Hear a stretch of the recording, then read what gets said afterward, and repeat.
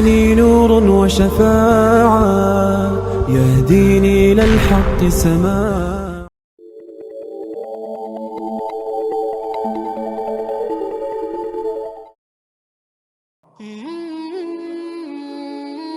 Assalamualaikum warahmatullahi wabarakatuh.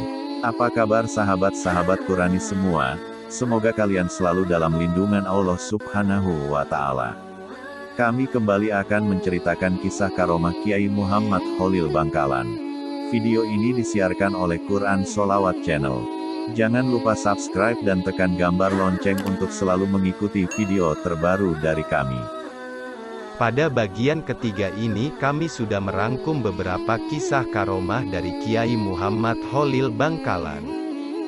Karomah pertama dari bagian ketiga ini ialah ketika Kiai Khalil menjadi alim kitab ketika didatangi gurunya di dalam mimpi.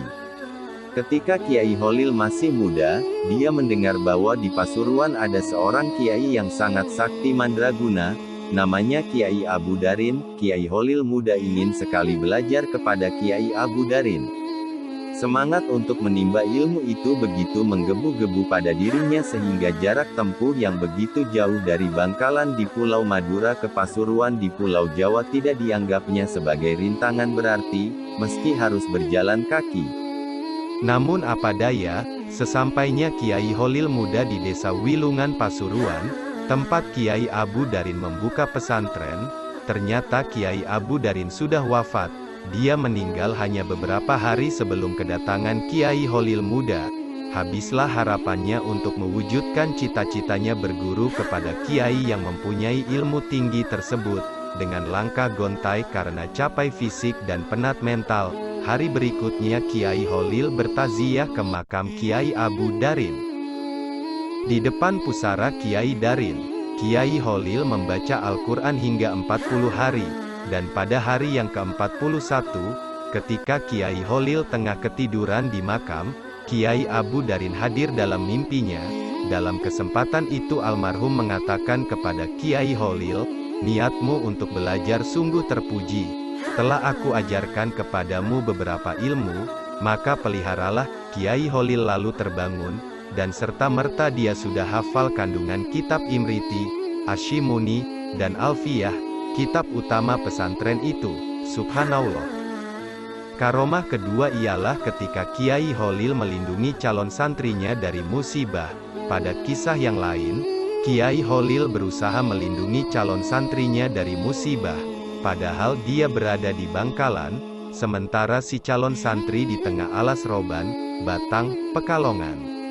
Menurut cerita si calon santri yang bernama Muhammad Amin, ia berangkat dari Kempek, Cirebon, bersama 5 orang temannya, menuju Bangkalan, Madura, untuk berguru kepada Kiai Khalil.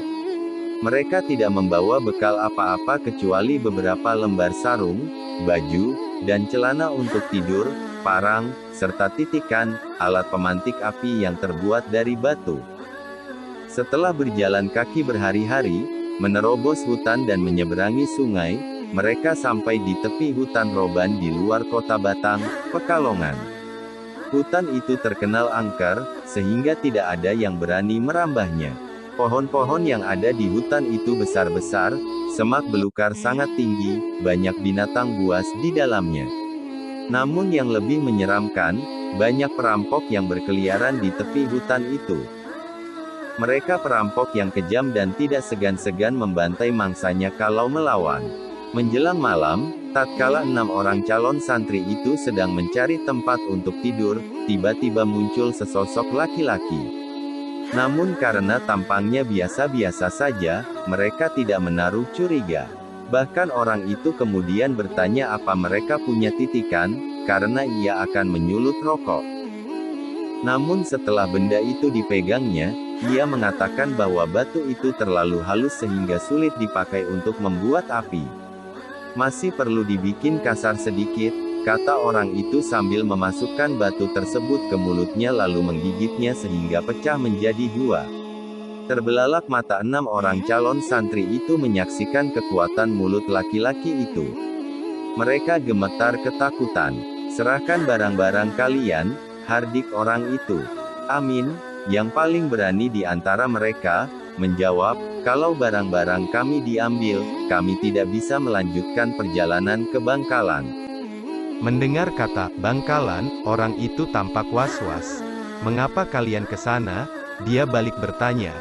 "Kami mau berguru kepada Kiai Holil," jawab Amin. Tersentak laki-laki itu, seperti pemburu tergigit ular berbisa. Wajahnya pucat pasi, bibirnya menggigil. "Jadi kalian mau nyantri sama Kiai Holil?" "Betul," sahut 6 calon santri itu bersamaan. Mereka gembira karena merasa tidak akan dirampok. Tapi dugaan itu meleset. "Kalau begitu, serahkan semua barangmu kepadaku," kata lelaki itu. "Kalian tidur saja di sini, dan aku akan menjaga kalian semalaman." Makin ketakutan saja para remaja itu. Mereka kemudian memang membaringkan badan, tapi mata tidak bisa diajak tidur semalaman. Maut seakan sudah dekat saja. Keesokan harinya, selepas mereka salat subuh, lelaki itu mengajak mereka pergi. "Ayo kita berangkat," ujarnya. "Kemana?" tanya para calon santri. "Akan kuantar kalian keluar dari hutan ini agar tidak diganggu oleh perampok lain," jawabnya tampak ramah. Dalam hati mereka bertanya-tanya, apa maunya orang ini? Namun sebelum pertanyaan itu terjawab, orang itu berkata, "Sebenarnya kalian akan aku rampok, dan menjual kalian kepada Ondenming untuk dijadikan kuli kontrak di luar Jawa. Tapi ilmu saya akan berbalik mencelakakan diri saya kalau berani mengganggu para calon santri Kiai Holil. Sebab guru saya pernah dikalahkan Kiai Holil."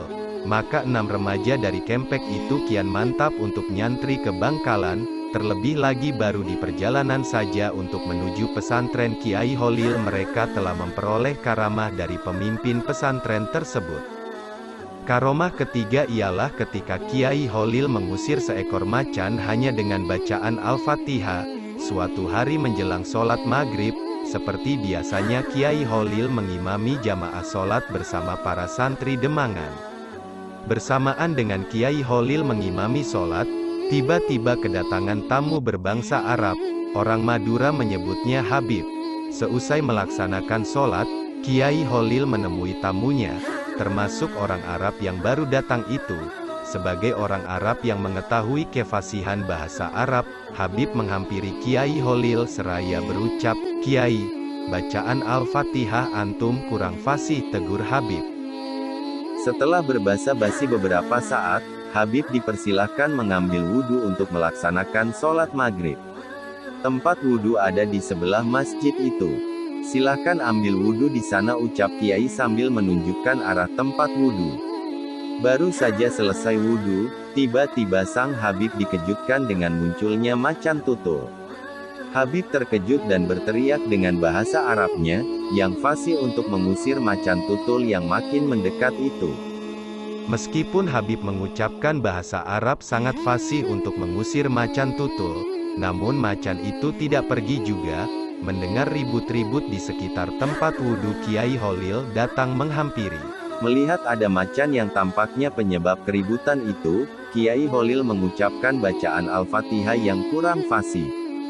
Anehnya, sang macan yang mendengar kalimat yang dilontarkan Kiai Holil yang nampaknya kurang fasih itu, macan tutul bergegas menjauh. Dengan kejadian ini, Habib paham bahwa sebetulnya Kiai Holil bermaksud memberi pelajaran kepada dirinya, bahwa suatu ungkapan bukan terletak antara fasih dan tidak fasih, melainkan sejauh mana penghayatan makna dalam ungkapan itu. Demikian kisah karomah Kiai Holil Bangkalan. Semoga kita senantiasa mendapat barokah dan rahmat kasih sayang dari Allah Subhanahu wa Ta'ala. Amin amin ya robbal alamin. Silahkan subscribe untuk Anda yang belum subscribe. Untuk yang sudah subscribe kami ucapkan banyak terima kasih. Jazakumullahu khairan. Semoga Allah senantiasa membalas dengan balasan yang terbaik. Dan akhirnya, terima kasih. Assalamualaikum warahmatullahi wabarakatuh.